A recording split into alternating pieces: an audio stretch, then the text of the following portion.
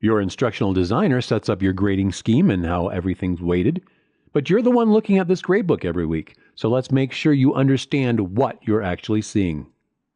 Here's the basic layout. Each column is an assignment or quiz, each row is a student, and this column on the right is their running total.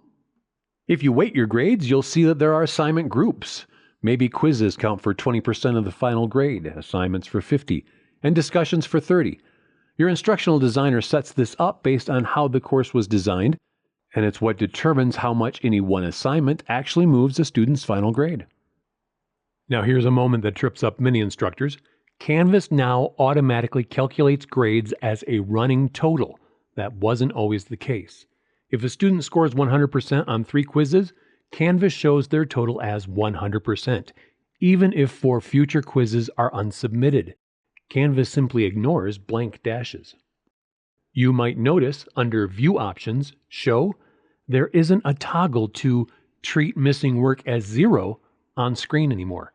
Canvas removed that old visual preview because it only changed the instructor's view and left the student looking at an artificially inflated grade. So if you're not actively putting in zeros for students who miss deadlines and wait until later in the semester, they won't see their actual grade until you get in there, and a dash will be ignored and leave them thinking they have a better grade than they do. If you want missing work to impact the total score as deadlines pass, click the gear icon in the top right, go to Missing Grade Policy, and set Automatically Apply Grade for Missing Submissions to 0%.